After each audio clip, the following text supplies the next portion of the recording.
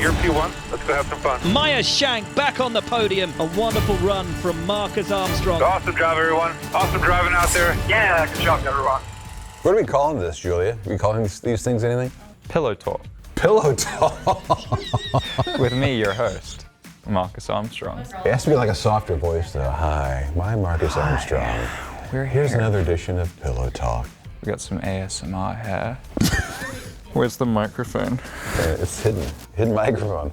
We got some ASMR coming out, and we're here at Pillow Talk.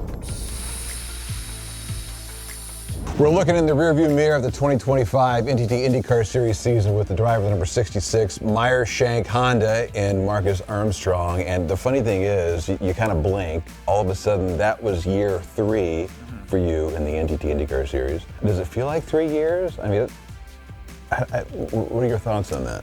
Yeah, you're right. It's this season in particular has sort of been a bit of a flash. I was actually thinking last night, I was like, it seems like yesterday I was like analyzing, preparing for this year, and all of a sudden it's come and gone, and there's obviously... You're getting old now. I am getting old. As you can see, this stubble here, I've been growing it for 25 years. Really? It's really coming into its own. It's, it's you can see it, right?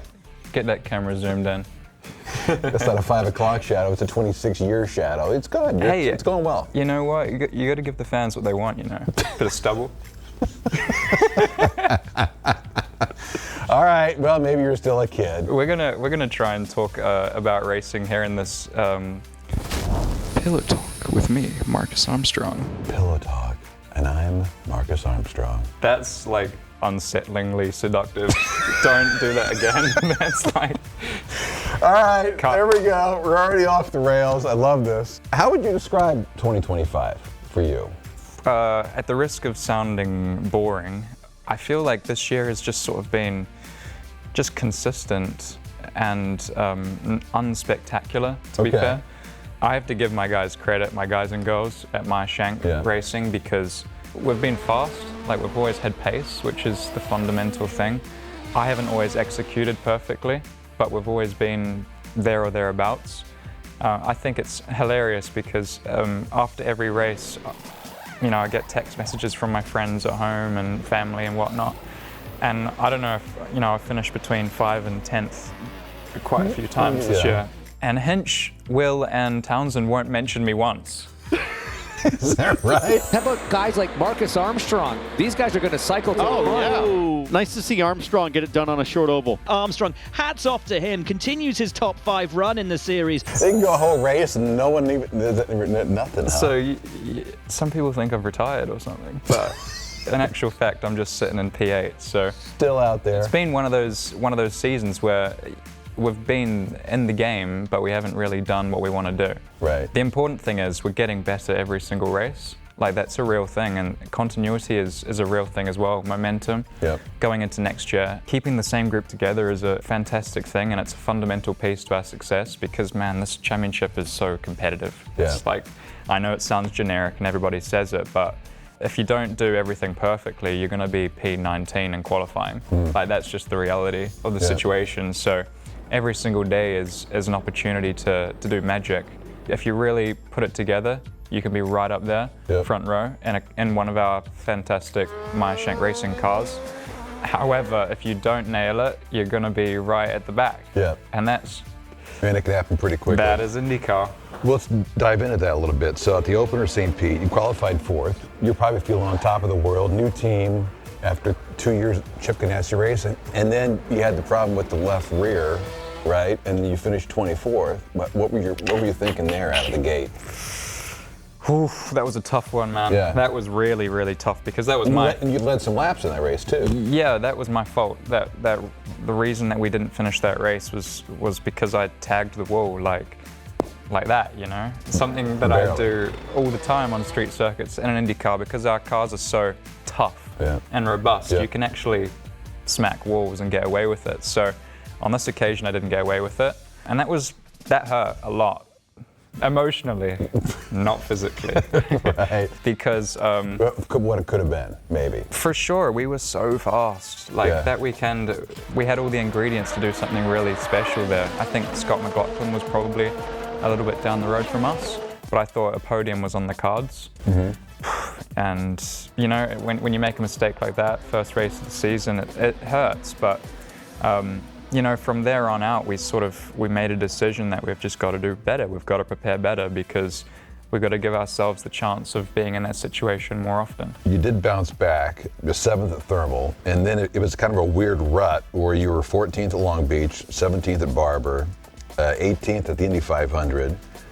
All of a sudden, you're 16th in points, and you look, your reaction's still there. Right, Yeah. right. So you're thinking, where's the rest of this season going, right? Well, we knew it was going to go better. Like, Yeah. That's the reason it did, ultimately, was because we knew that we had the potential to do it. I think the turning point, it's difficult to say because there's so many nuances to every weekend. Because, like in Barber, we arguably should have finished inside the top 5, but no one would ever know that. We just had a bit of an issue in that race. And the same for Long Beach. Yep. You know, the variables, we can forget about them for a second. Right. I thought the turning point was probably after the 500. Yep. Because that was when we properly put our heads together and we decided, look, we've just got to find a combination setup that suits my style. Obviously, we've got a great technical collaboration with Chip Ganassi Racing, and I have access to Palou's data and you know, to ask Scott Dixon questions. Like, I'm a very lucky man, but ultimately we've got to find a package that works for me. And I think that as a team, we really connected after the Indy 500. And from there, we just started to build momentum and essentially just gave ourselves the chance of competing at the very front. Well, the results show it too, because Detroit, I think you finished 6th there. And then after that, you rattle off 6 straight top 10s. After Indy. So was it literally, hey, set up the car the way I think I need, what I need, et cetera, and you guys are off to the races after that, no pun intended. Yes and no. I think as well, it was the fact that we tried to be consistent. Like, we weren't trying to do anything, for lack of a better word, silly in the races. Right. We weren't trying to do some magical strategy. We were actually just trying to be like, bang, there, and be fast enough to be there, essentially. Toronto was probably the one that stung a little bit because we qualified 3rd, and that was probably the race that we could have fought for a win, but ultimately, statistics say we finished 14th. Right. So, you know, the one race that we thought, right, this is our day today, was in fact the furthest thing from. But those top 10s, that was just a matter of improving from the weekend before, building on our momentum, not making the same mistake twice, and communicating well because, like I said, when you're not on the same page as your engineers and your engineers aren't on the same page as you, it's very difficult to get that result. To that point, how much of all that is just being comfortable with the new race team, new race surroundings, probably a lot of new faces as well? Yeah, totally. I think as well, like our crew, the 66 crew on pit lane, they improved to a huge extent towards that part of the year where suddenly we were, I think it was maybe Iowa, where we were the best in pit lane. We were every time there was a caution, I was like, yeah, this is good for us because our guys are so good on pit lane.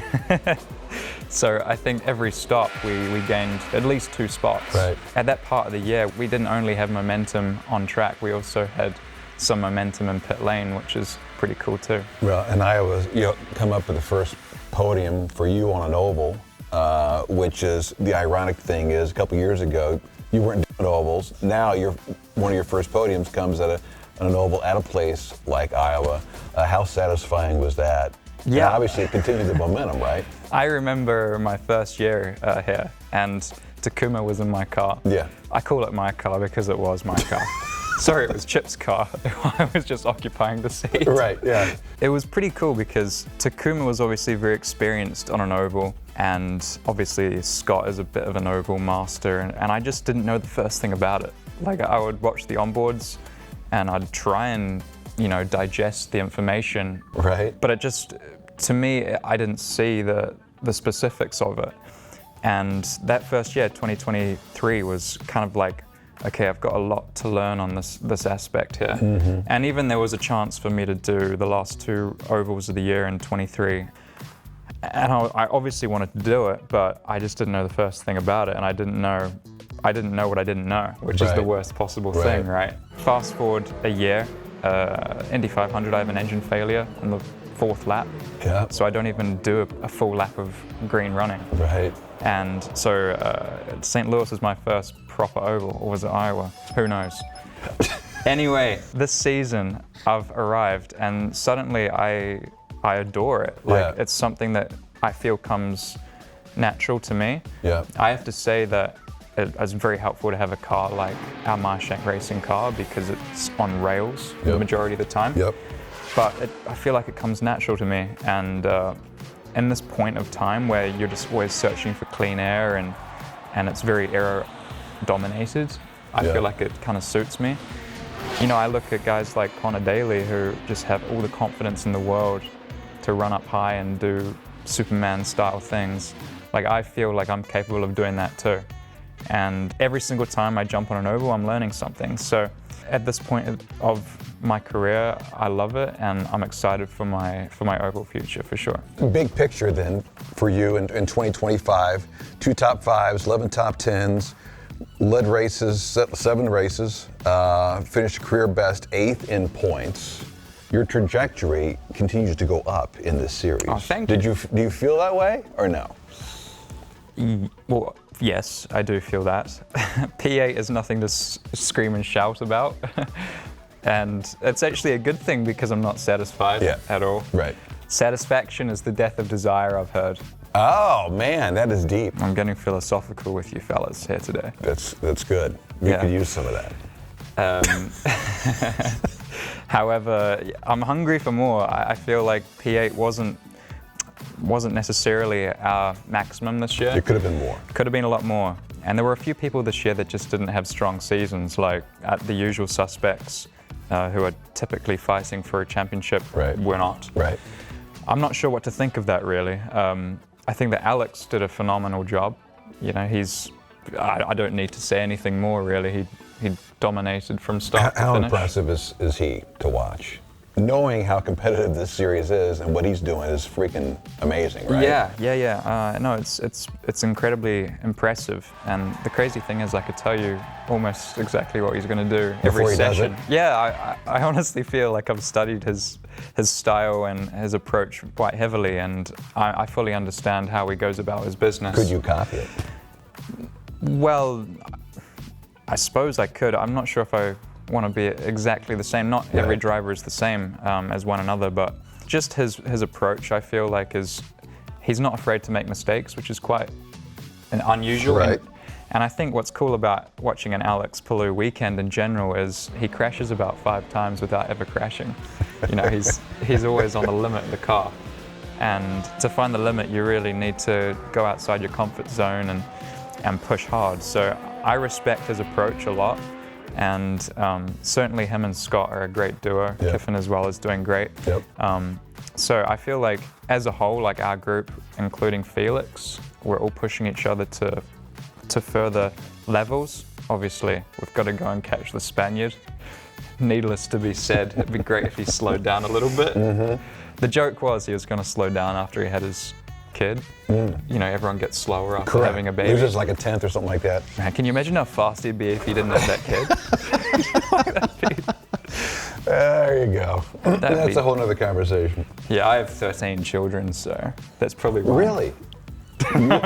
You saved that for 10 minutes into the interview? Okay, fine. No, you can ask Kench. Speaking of personalities, how about you and Felix? You get along? What's that like? Yeah, Fro, he's the man. We have a great sort of teammate relationship. The cool thing is he's just a really genuine guy. Right. Anyone who's been teammates with Felix has great things to say about him, but our main source of communication is memes and reels. Okay. So wherever he is in the world, I'll kind of know based on the memes he's sending me, or at least what mind frame he's in. And then from like an inter-team sort of perspective, I feel like we work quite well because we have a similar style. We always kind of want similar things from the car, I feel anyway.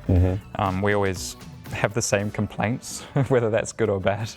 But we also have the same positive things to say as well. So we're always pushing the team in the direction that we want to go.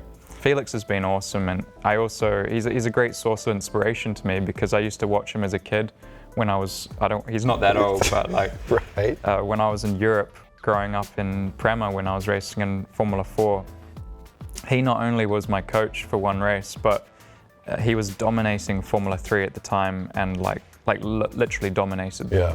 I think he won 75% of the races. And it was sort of this folklore in Prema to be like Felix. You know, what was Felix doing that year? What was he doing from like a technical point of view, driving style-wise, etc. And so there's all these myths about how good Fro was. And to finally be teammates with him, or to be teammates with him and learn from him it's pretty special. That's kind of cool. What's the last meme he's sent you? I'll have a quick look, shall I? He's probably the last person that sent me a message on. He slides into my DMs, you see. I see. The last thing he sent me was the Robert Schwartzman reel of him when he's DJing. Oh, okay. Have you seen it? Yeah. This is. There's no comment. He just sends you this. Or is there a comment? He Can you said, say what it is?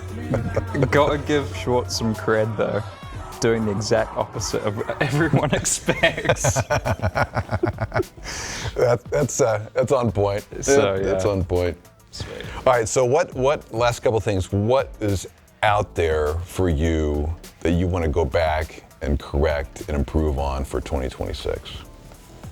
How much time do you have? Give me a highlight. The number one thing that I want to improve on for next season.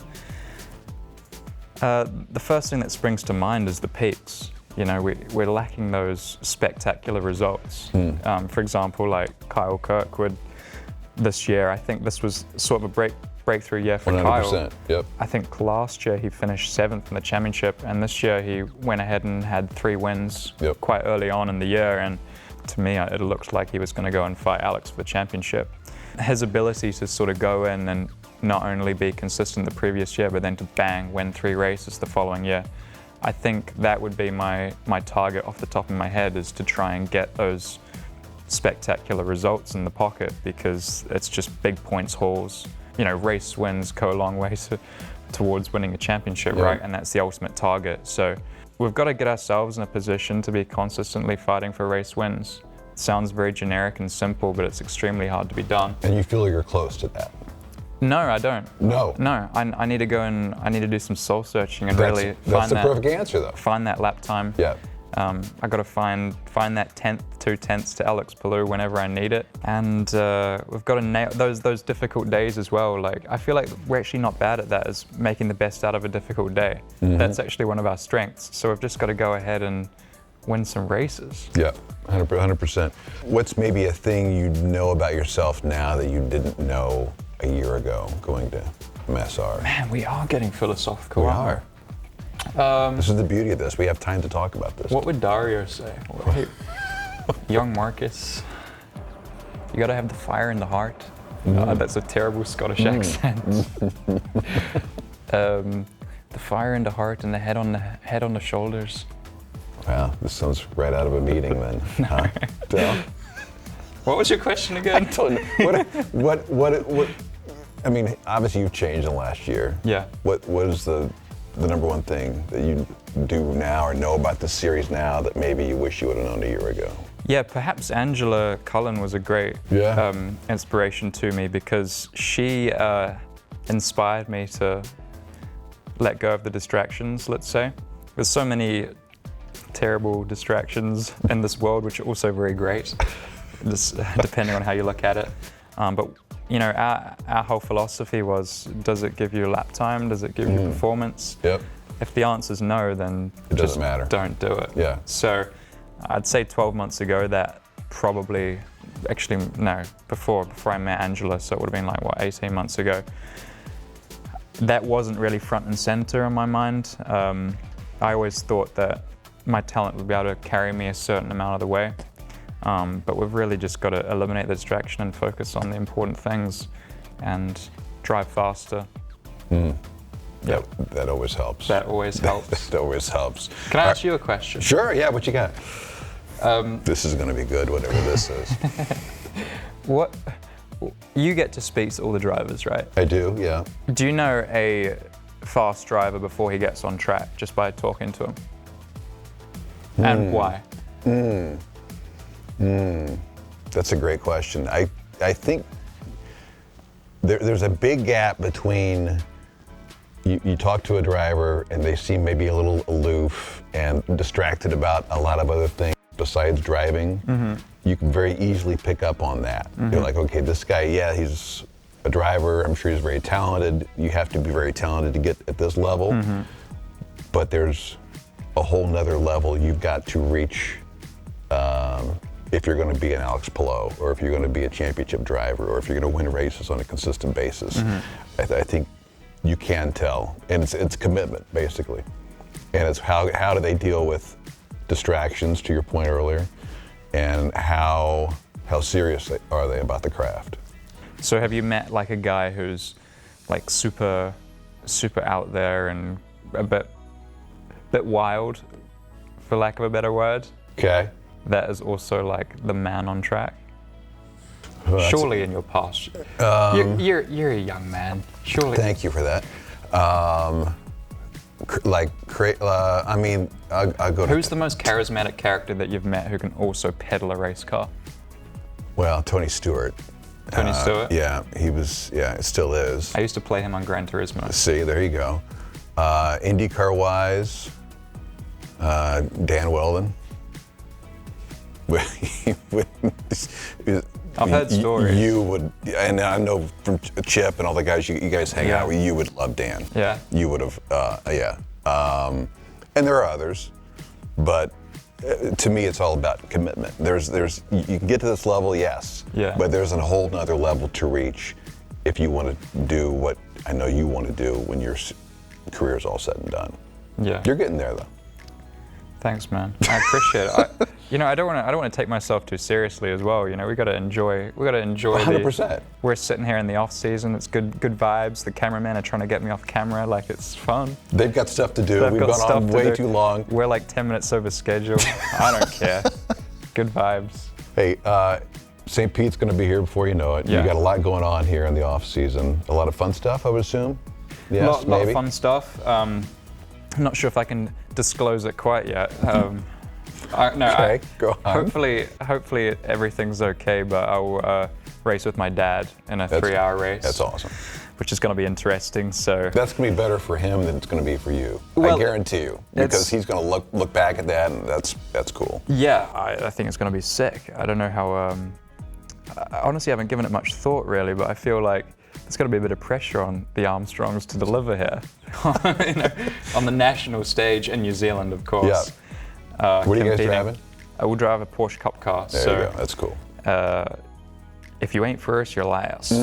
That's our philosophy going into that weekend. We got to work on your southern accent, but go on. Yes. If you ain't first, you're last. That's better.